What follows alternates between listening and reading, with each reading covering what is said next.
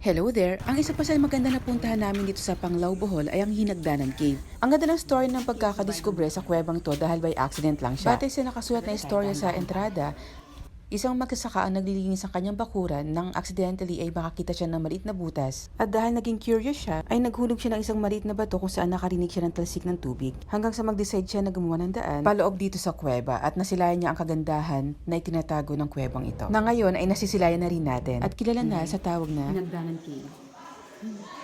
Alam niyo katulismo, habang papalapit ako sa cave at nasisilayan ko ang tubig, naalala ko ang Korean movie na Squid Game. Kaya ko napanood yung Squid Game, alam niyo yung sinasabi ko. Tadan! Yun, mag-swimming tayo dun. Okay? So, ako lang mag-swimming kasi si Sir Diggs ayaw niya. Okay. Magtataka rin pala kay Katurismo bakit ako naka-rubber shoes kasi ako din nagtaka bakit nakalimutan ko ang tsinelas ko. Knowing na may plano akong mamasyal dito sa Panglao. Kaya ito ang kalagahan na kapag may mga activities tayong gagawin, dapat meron din tayo mga to bring list. Para wala tayong nakakalimutan, alam niyo naman, di na tayo bumabata. Wait lang, parang magandang umaura doon. Bigla ko rin naalala yung pagpasok namin sa isang kuweba sa Rizal.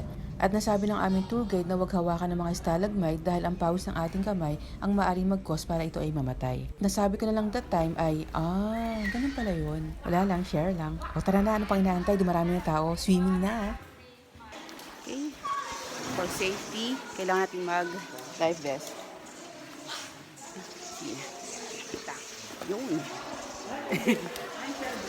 Okay. So, mandatory to. Dahil daw marunong naman ngayon. Charot.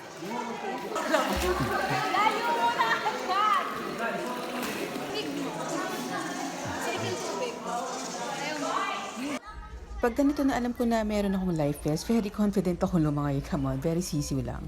From floating, breaststroke, backstroke, ang di ko nga nagawa yung butterfly eh. Char! Habang nag-explore si Sir Diggs ay napansin ko itong butas na ito at saka ko naisip na baka ito yung maliit na butas na nakita ng magsasaka na ikina-curious niya. At ikina-curious ko din, wala lang, share lang. O tara na, umahon na tayo.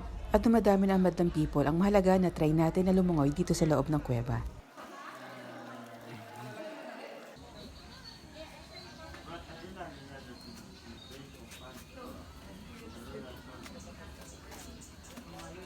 Ay, grabe ang pawis. Ayan, okay. Thank you. Big, saan tayo susunod? Tayo. Dagat naman! Dagat na? Oo! Ano? Pag-dagat. Ha? Agad? Bumo tayo, bumo. Buti na lang din talaga, umayon yung panahon sa akin. Kasi nung umalis ako sa Manila, medyo nagbabadya ang tag-ulan. At pagdating ko sa Panglao, wow, ganda ng panahon. Thank you, Lord. Ayan Katurismo, welcome sa Momo Beach. Wala tayo sa Korea ha. Sadyang marami lang talaga na Korean tourist dito sa Panglao, kagaya na sinabi Sir Diggs. Alam niyo Katurismo, parang mas maganda itong Momo Beach kaysa dun sa Alona Beach.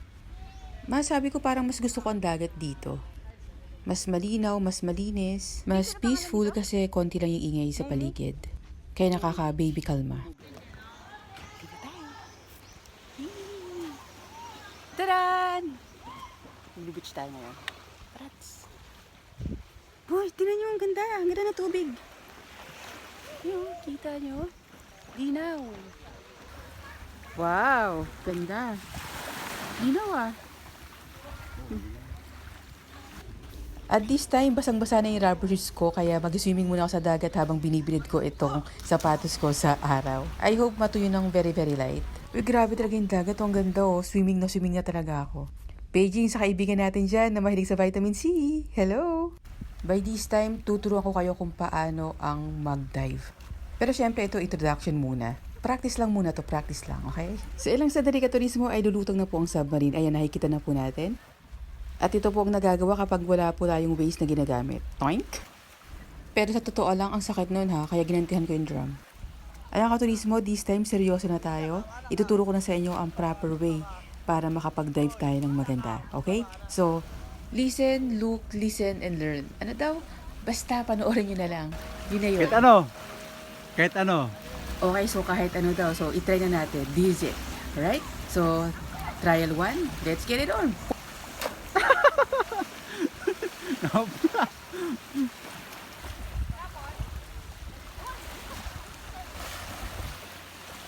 Wait lang, sa Olympics ganito yung stance nila so matry nga natin kung effective.